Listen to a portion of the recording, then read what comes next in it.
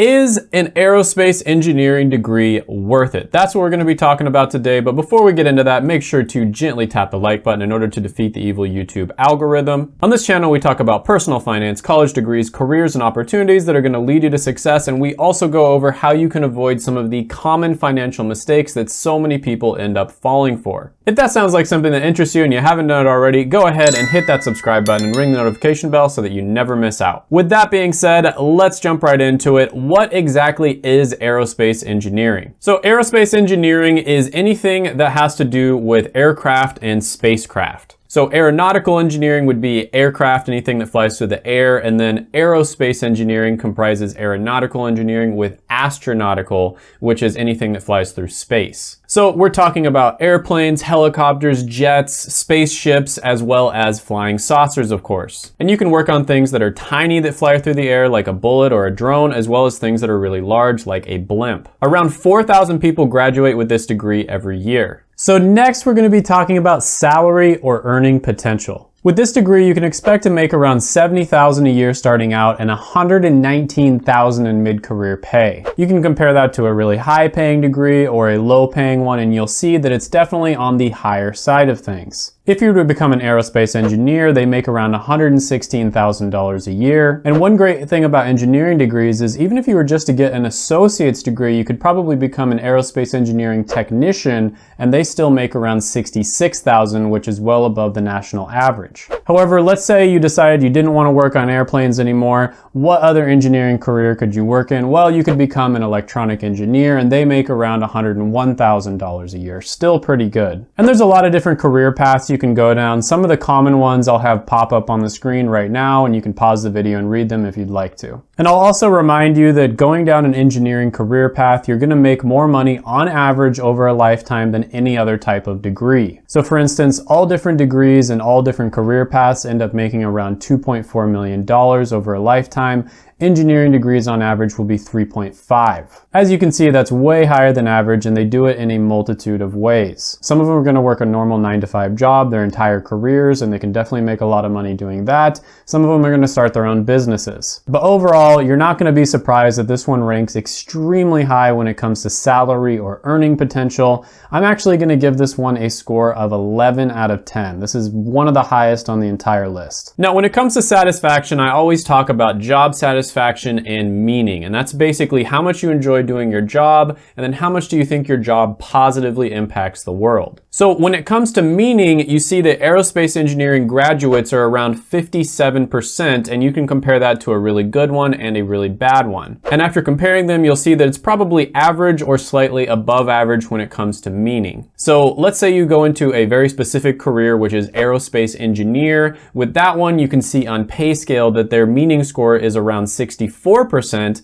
and then their job satisfaction is going to be 71. Again, you can compare those to a really good one as well as a bad one, and you'll see that it's definitely above average. Now, I can speak on this one because my dad did get an aeronautical engineering degree, which is a type of aerospace engineering, basically way back in the day before aerospace was a thing. And I can say that people who love airplanes really love airplanes. Like, it's their number one passion in life. So if you're one of those people who is just obsessed with jets and airplanes and flying and all that sort of thing, you're probably gonna love becoming an aerospace engineer. Still to this day, my dad watches endless hours of videos on YouTube of people flying like mini helicopters and flying airplanes around and doing tricks and all kinds of stuff like that. Now, when it comes to how much a person regrets getting their college major, engineering degrees are without a doubt one of the least regretted. In fact, they're the third least regretted out of all types. So you see here that only around 15% of people who get engineering degrees regret it, and the main reason is because the best jobs require advanced degrees. So to make a comparison here with this specific degree, you'd probably think, like, let's say you want to be a rocket scientist and work for NASA, maybe a bachelor's in aerospace engineering might not be enough. I can't say for sure, maybe you can get into NASA. I'm just like making this off the top of my head. Some of the best careers out there, the ones that are really high positions, for instance, you might have to get a master's or a doctorate. However, overall, you do see here that engineering degrees in general tend to have a low level of regret. Now, one thing here that's worth mentioning is a lot of the time people will get a specific engineering degree, like aerospace engineering, for instance, and then they'll end up going into a completely unrelated career. And the great thing about engineering degrees is they tend to be really widely respected. So for instance, you might go into a marketing career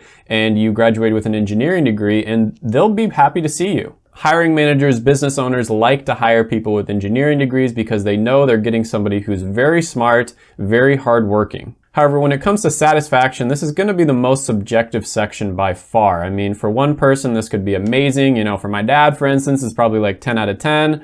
But for me, it would maybe be like, I don't know, 3, 4 out of 10. But with that being said, I'm going to give this one an 8 out of 10 overall when it comes to satisfaction score. Next on the list, we're going to be talking about demand. And this is basically how many owners, hiring managers, businesses, etc. want people who have the skill set that this degree is going to teach you. Now, if you look at aerospace engineering specifically as a career, right now there's 66,000 jobs available, and over the next 10 years, only 1,900 new jobs are going to be created, and it's growing at around 3%, which is average. It's not amazing, and that's actually one of the big critiques that I have with engineering degrees. A lot of people go into engineering thinking that they're going to become an engineer, and then they graduate and they end up going down a completely different career path because they didn't know what they were getting themselves into. Luckily, with engineering degrees, you're usually going to get saved because a lot of hiring managers and business owners will want to hire you. But that's just a problem with all degrees in general, is people don't know what they're getting themselves into,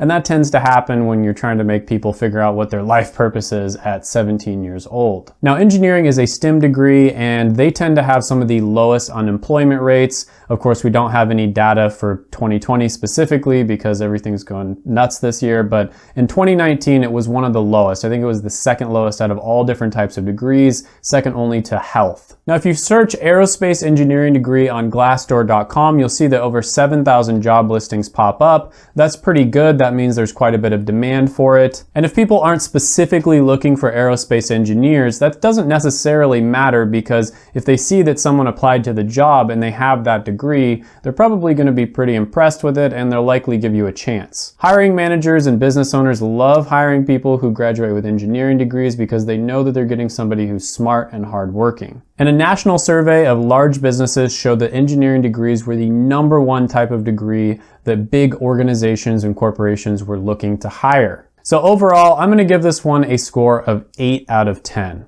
Next, we're going to be talking about X factors. And when it comes to X factors, I like to focus on how likely it is that something is going to be automated, outsourced, as well as the skills that you're going to learn when you get this degree and how much those are going to help you in life in general. Now, when you look at earnings over a lifetime, you see that engineering degrees make the most out of all types of degrees. For normal degrees, you earn around 2.4 million over a lifetime, and for engineering, it's going to be 3.5 million on average. That is the best out of any type of degree out there. So on average, people who get engineering degrees tend to do extremely well financially. But we already knew that. We already knew that engineering degrees go into careers where you make really good money. The interesting thing here is that when you look down at the types of careers they go into, it really doesn't matter. They make money no matter what career path they go down. So for instance, if you work with computers and math, you're going to make around 3.7 million. If you go into management, you'll make around 4.1. Even if you go into arts and media, if you go into an art-related career, which of course they're kind of notorious for not making very much money, you're still going to make well above average, around 3 million over a lifetime. So there's something about getting an engineering degree that just translates really well to careers across the board. It could be that people who go into engineering tend to be really smart, and so it doesn't matter what career path they go down, they would have done well anyways. Or it could be that the difficulty of getting the degree itself and the skills you learn while you're getting it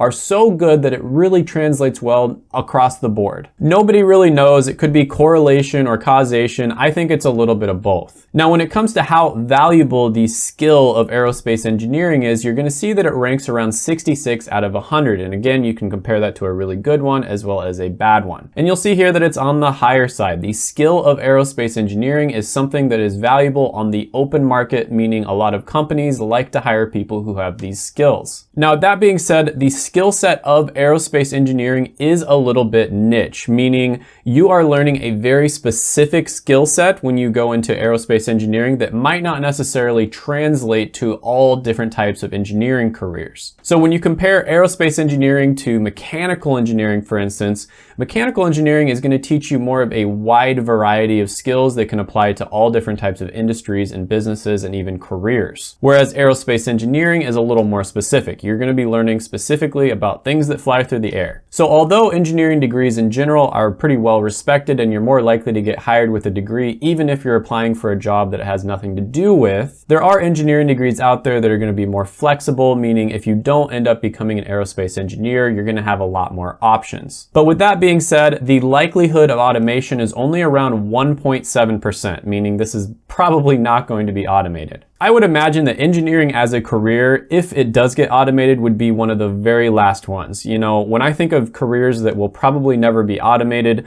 the ones that really come to mind are engineers, doctors, and, you know, people who work in the medical field. There's too many skills that it requires that I just don't think you could teach to a robot. There's communication, creativity. A lot of the times you're going to be working with your hands, using your fingers in order to diagnose problems and then fix them. Now, when it comes to these skills being outsourced, I also think they are highly unlikely. Usually, if you're working on a project, you're going to be working in a team and you'll be meeting up in person. A lot of the times, these things are so complicated that it would be very difficult to do them over a Zoom meeting. You need to be there in real life so that you can see what you're working on. Being able to touch it, being able to move things around, you know, mess with the wires, things like that, you just wouldn't be able to do that over Zoom. Now, another thing I like to mention here is engineering degrees are the most likely degree to create a millionaire. Meaning out of all the different types of degrees, if you go into engineering, you are the most likely to become a millionaire. Now, of course, you can become a millionaire very easily with a normal job by investing. I talk about that a lot on the channel. That is the easiest way to become a millionaire, but it's also the one that takes the most patience and time. A much faster way to get there is to start your own business, and I think this is the reason that so many engineers end up becoming millionaires. Engineering basically teaches you a skill set where it's practical problem solving, and entrepreneurship is all about solving people's problems. And I think it would be easier to teach an engineer business skills than to teach a business person engineering skills. And so many engineers end up working for a few years and then they'll recognize an opportunity somewhere down the line where they can actually create a product or a service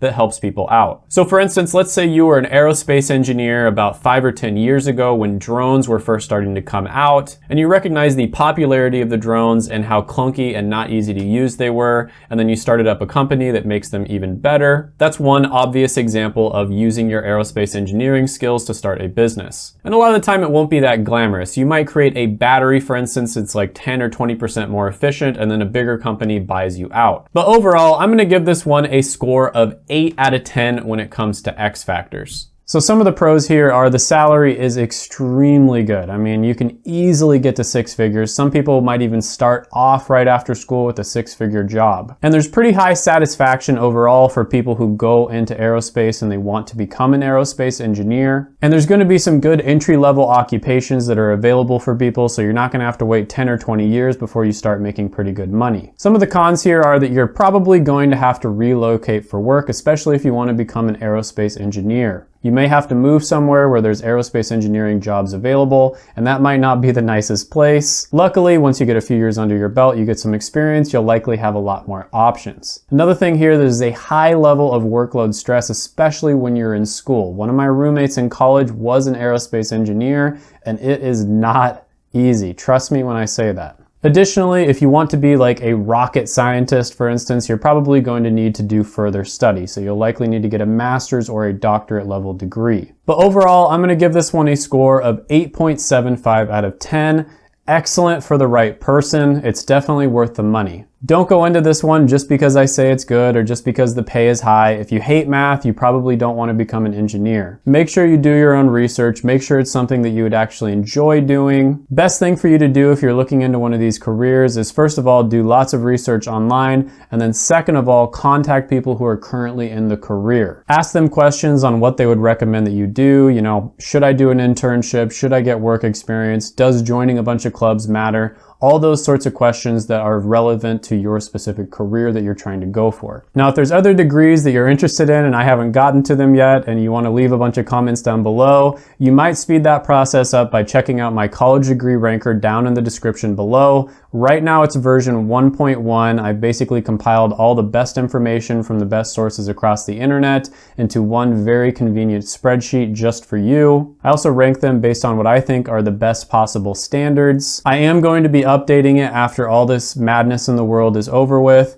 because right now the demand is just really weird. Like for some careers it's super low, way lower than it usually would be, and for some careers it's a lot higher. So it's really wonky right now. So once all this stuff is over, I am going to be updating it to version 2. But yeah, check that down in the description below and my Patreon if you don't want to wait for the video to come out. And if you haven't done it already, go ahead, gently tap the like button, hit the subscribe button, ring the notification bell, comment down below any thoughts, comments, criticisms, etc. that you might have on the video. Sharing the video helps a ton. That actually does help with the algorithm.